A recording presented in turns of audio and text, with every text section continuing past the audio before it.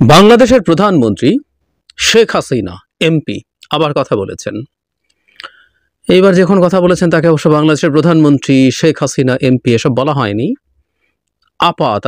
তাদের নেত্রী কথা বলবেন বলে একটা আমরা দেখেছি দ্য এটিম নামে একটা ফেসবুক পেজ আছে, যাদেরকে লোকজন ফান করে এতিম ডাকে। সেখানে তিনি কানেক্টেড হয়েছেন, তার কথা শুনলাম মন দিয়ে। আমি খুব মন দিয়ে তার কথা শুনি। আমার কাছে এটা একটা অসাধারণ বিনোদন এবং একটা অসাধারণ প্রশান্তি দেয়। সেই কারণেই দেখি কেন দেয়, সেই জায়গায় আসবো। এবং আমাদের মিডিয়াতে নিষিদ্ধ থাকলেও আমি মনে করি এটাকে আসলে পারমিশন দিয়ে দেওয়া দরকার। কিন্তু শুনতে শুনতে না ভীষণ করুণাও হয়েছে। করুণা মানে হলো এককালের দোর্দণ্ড প্রতাপশালী, মানে যার কথা ছাড়া নাকি গাছের পাতাও নড়ে না, সেই শেখ হাসিনার কি তুচ্ছ অবস্থা, কি বিশ্রী অসহায় অবস্থা, সেটা করুণার ব্যাপার। এবং এই করুণা আবার দুঃখ দেয় না, আনন্দ দেয়। একজন স্বৈরাচার কোন জায়গায় গেছেন, মানে কেন করুণা হয়, মানে আহারে শেখ হাসিনা এরকম বলার ইচ্ছে হয়। এবং এটা আনন্দের সাথে বলা। আমরা কিছু কিছু আহারে বলি কষ্ট নিয়ে, এই আহারে বলছি আনন্দ নিয়ে। আপনারা ইন্টারভিউটা দেখে নিতে, ইন্টারভিউ ঠিক না, উনি ইনফ্যাক্ট আড্ডায় যোগ দিয়েছেন। তার আজকে এত বাজে অবস্থা। আসবো কাদের সাথে কথা বলেছেন, আপনারা তাদের কথা শুনলেই বুঝবেন। আচ্ছা, উনি অনেকগুলো কথা বলেছেন। আমি ঠিক জবাব দেব না, জবাব দেওয়ার কিছু নাই। ক্ষমতা হারানোর শোকে উন্মাদ হয়ে যাবে। শুধু ক্ষমতা হারানো না, ক্ষমতা হারানোর পর সেই জায়গায় বসেছেন এমন একজন যাকে তিনি জেলের ভাত খাওয়াতে চেয়েছিলেন, ডক্টর ইউনূস। মানে শেখ হাসিনার পতনে তিনি যত দুঃখ পেয়েছেন, কাটা গায়ে নুনের ছিটা বলে না, সেই ছিটা হয়েছে ডক্টর ইউনূস তারপর ক্ষমতাটা পাওয়ার ক্ষেত্রে। ট্রুলি তাই। এটা প্রতিবার তিনি যখন কথা বলেন এই আগুন চেপে রাখতে পারেন না, উগরে দেন।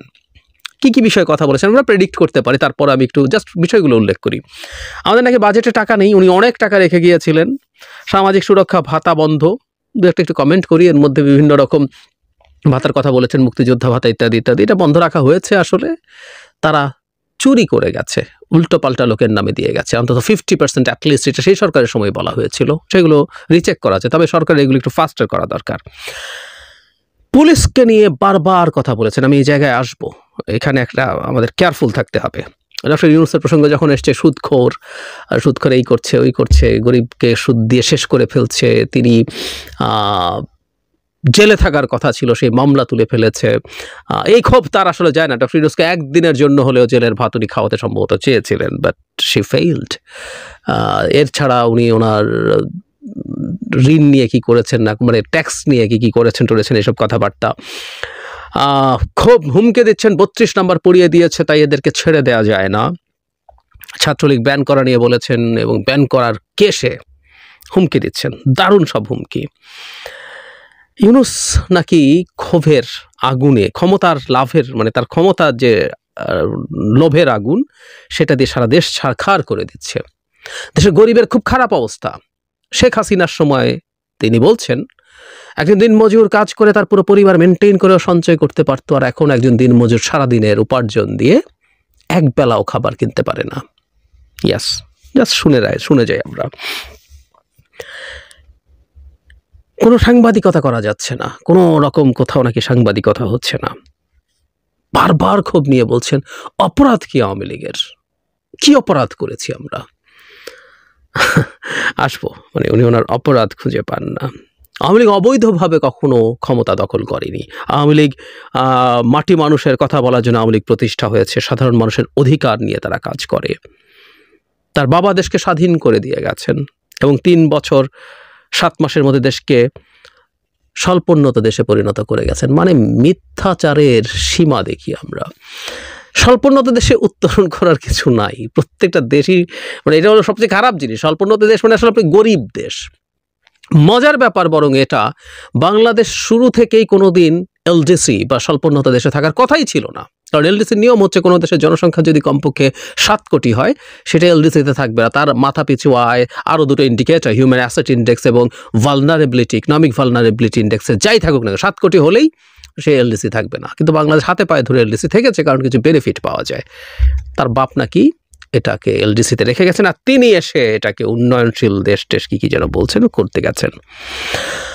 অনিবার্যভাবে বহুদিন পর তার 15ই আগস্ট এবং স্বজন হারানোর বেদনা, তার জীবনে এটা কষ্ট আছে, কিন্তু এটা যে একটা মেকি ফাজলামতে পরিণত করেছিলেন, এটা তার ক্ষমতায় থাকার সময় মানুষের ইমোশনকে খোঁচা দেওয়ার জন্য মানুষ না খোঁচা না খেয়ে বরং বিরক্ত হয়েছে। ঠিক একই জিনিস আবার বহুদিন পর শুনলাম, সবার নাম ধরে কি হয়েছে এবং জেল হত্যার কথা বলা হয়েছে। বই ছাপাতে পারছে না, সরকার এত ফেল করেছে, ইনফ্লেশন হচ্ছে, দাম বেড়ে গেছে, প্রবৃদ্ধির হিসাব দিচ্ছেন, কত রেখে গেছেন ডক্টর ইউনূস, প্রবৃদ্ধির হিসাব কমাচ্ছেন, কমানোর কথাই ছিল, চুরি করে প্রবৃদ্ধির হিসাব দেখানোটাকে কমাবেই। ডক্টর ইউনূসের সরকার টাকা লুটপাট করছে, বাজেটের শেয়ার মার্কেটের টাকা লুটপাট, গ্রামীণ ব্যাংকের গ্রামীণ ফোনের টাকা পাচার করে শেষ করে এখন বাজেটের টাকাও পাচার করে দিচ্ছেন। উনি ডক্টর ইউনূস, তার 14 পুরুষ, উপদেষ্টারা তাদের 14 পুরুষ, সমন্বয়কদের 14 পুরুষ, এভাবে মানে বাবা মা ভাই বোন এভাবে বলছেন সবার হিসাব রাখতে হবে। এবং হালকা একটা খোঁচা সার্জিস আলমকেও মনে হয় দিয়েছেন যে ওরা এখন নতুন বিয়েও করছে, তাদের শ্বশুর বাড়িরও খোঁজ নিতে হবে, সার্জিসকে একটু কেয়ারফুল থাকতে হবে। কর্মসূচি এখানেই শেষ না, আরও আসবে। এই সরকারের কোনো মানবিকতা নেই, এই সরকার মানবাধিকার লঙ্ঘন করছে, মানুষকে খাবার দিতে পারছে না, মানুষ নাকি ডাস্টবিন থেকে গরিব মানুষ খাচ্ছে, আর ডক্টর ইউনূস থেকে যমুনায় বসে চবরবচস্বল্য পেয়েও খাচ্ছে, ইত্যাদি ইত্যাদি বলছেন। উনি বেশি দূরে নাই, উনি আছেন, উনি দেশেই আছেন। 5 আগস্ট 2 বোনকে নাকি হত্যা করতে চেয়েছিল, 15ই আগস্ট যে কাজটা সমাপ্ত করা যায়নি, সে অসমাপ্ত কাজ শেষ করার জন্য এসছে এবং ওনাদেরকে বাঁচিয়ে দেয়া হয়েছে। ওনারা আল্লাহ তাদেরকে বাঁচিয়েছেন, মানে এই ভদ্রমহিলার মুখে আল্লাহ শোনা, এটাও একটা অসাধারণ। ইনশাল্লাহ, আল্লাহ বারবার বলেন। যেহেতু ডক্টর ইউনূস দেশকে পিছিয়ে গেছে, তারা এসে দেশকে এগিয়ে নিতে হবে এবং আল্লাহ তাদেরকে রক্ষা করেছে, বাঁচিয়েছে, আবার এসে দেশের হাল ধরে দেশটাকে ঠিকঠাক করার জন্য।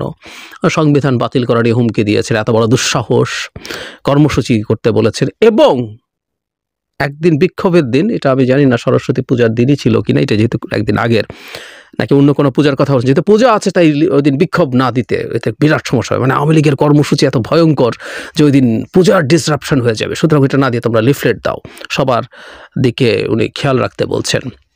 পুলিশকে নিয়ে দফায় দফায়, এবং সেই অন্তঃসত্ত্বা কনস্টেবলের গল্প উনি প্রায় বলেন, যেটা মিথ্যা, এবং এটা তার নতুন এক দোসর বেরিয়েছে নবনীতা চৌধুরী, সেও একই কথা বলেছে। মানে পুলিশকে কিভাবে মানে পেটানো, ঝুলিয়ে রাখো, এটা করেছে, হাত পা নাকি কেটে ফেলেছে, ক্রমাগত পুলিশকে নিয়ে কথা। এবং তার এই জায়গায় কয়েকবার তিনি এই কথাটা বলেছেন ঘুরে ঘুরে পুলিশের উপরে। মানে আমরা আগে একটা কথা বলেছি, সেটা হলো দেশে যা যা ঘটেছে, এত মানুষ মারা গেল, এত মানুষ আহত হলো, সেটা নিয়ে কথা নেই। পুলিশকে তারা উস্কাচ্ছেন, আমি এই কথাটা বলতে গিয়েছিলাম। আমাদের পুলিশ যে ঠিকঠাক মতো কাজ করছে না, পুলিশের নিশ্চিতভাবে শেখ হাসিনার যখন মুভমেন্ট হচ্ছে এবং পালিয়ে গেছেন, তারপর পুলিশের ওপরেও কিছু ঘটনা ঘটেছে, উইচ ইজ ট্রু। এটা একটা যুদ্ধ হয়ে গিয়েছিল, সেই যুদ্ধে কিছু ঘটনা তো ঘটেছেই, এবং সেই ট্রমা পুলিশের থাকবে না, নট নেসেসারিলি থাকতেই পারে, অস্বাভাবিকও না। এবং সেটা নিয়ে আমরা পরবর্তীতে কি করব, আমাদের এই অ্যাকিউট অবস্থাটা শেষ হোক, তারপর দেখা যাবে। কিন্তু এই উস্কানি কিন্তু আমি এখন বিভিন্ন জায়গা থেকে দেখছি। পুলিশের মৃত্যুর সংখ্যাটাকে, মানে কোথায় রাউন্ড 50 পুলিশ মারা গেছে, সেটাকে 3000 4000 সংখ্যাটা প্রতিনিয়ত বাড়ানো হচ্ছে। সব ক্রমাগত উস্কানি আছে, এই জায়গাটা আমাদের একটু খেয়াল রাখতে হবে। যে জিনিসটা বলছিলাম, মানে শেখ হাসিনাকে নিয়ে, তার কথা নিয়ে, কথা বলা নিয়ে যতবার বলি ততবার এই কথাটা বলি, অনেকে পছন্দ করেন না যে তাকে নিয়ে আলোচনার কি আছে, তাকে আলোচনা দিয়ে গুরুত্ব দিচ্ছি। ওই যে বলছিলাম যে আহারে শেখ হাসিনা, এই আহারেটা খুশির আহারে, তার তুচ্ছ অবস্থা দেখার আনন্দ। একটা দুজন মানুষ আপনারা দেখবেন, তাদের কথাবার্তা, তাদের অ্যাটিটিউড, তাদের বহুজনের আওয়ামী লীগকে সার্ভ করার যেভাবে তারা চাইছেন, সেই মানুষগুলোর সাথে ওখানে গিয়েও তাকে কানেক্টেড হয়ে এখন কথা বলতে হয়। এই করুণ অবস্থা শেখ হাসিনার, এই করুণ অবস্থা শেখ হাসিনার। মাঝে মাঝে তো 2-1টা জায়গায় সকল জনসভা বা সমাবেশের মতো করিয়ে সেখানে বক্তৃতা করেছেন। এবার এরকম একটা অত্যন্ত তুচ্ছ ধরনের দুজন মানুষ, যাদের কারো কারো বিরুদ্ধে মানে বিভৎস সব অভিযোগ আছে, নোংরা সব অভিযোগ আছে, এরকম মানুষদের সাথে উনি এখন তাদের সাথে লাইভ কনভারসেশনে যুক্ত হয়ে কথা বলছেন। আহারে শেখ হাসিনা, দেশে থাকার সময় এটা করছে, সে সেটা করছে, টপ ব্যবসায়ীরা তেল দিচ্ছেন তাকে, গান গাইছেন তার জন্য, প্রথমত আমি তোমাকে চাই, দ্বিতীয়ত তোমাকে চাই। কেউ কবরে যেতে চান, কেউ মৃত্যুর পর তার সাথে থাকতে চান, তার নামে স্লোগান দিচ্ছেন শিল্পী, সোকল্ড শিল্পী, কবি সাহিত্যিকরা, তার পেছনে দলের লোকজন তো আছেই, আমলারা, মানে কে না, কে না। সেই শেখ হাসিনা আজকে একটা থার্ড ক্লাস কিছু লোকের সাথে গিয়ে তাদের সাথে কনভারসেশনে অংশগ্রহণ করছে। ভীষণ আনন্দের ব্যাপার। মানে আমার কাছে শেখ হাসিনা এবং তার এই রেজিম ক্ষমতা থাকার সময় একটা জিনিস মনে হতো, এই একটা জিনিস দেখা দরকার, একটা জিনিস কি দেখতে পারবো, অনেকের মনে হতো। সেই জিনিসটা দেখা হলো। সেই জন্য শেখ হাসিনা যখনই কথা বলেন এই ফালতু তৃতীয় শ্রেণীর কথা, এবং উনি মনে করছেন এই কথাগুলো বলে আবারও মানুষের সাথে কানেক্টেড হওয়া যাবে। তিনি সবাইকে বলছেন তোমরা জনগণের সাথে যুক্ত হও। আওয়ামী লীগ যদি জনগণকে সার্ভ করতে চায়, তারা জনগণ থেকে যত ডিস্টেন্স রাখবে জনগণ তত ভালো থাকবে।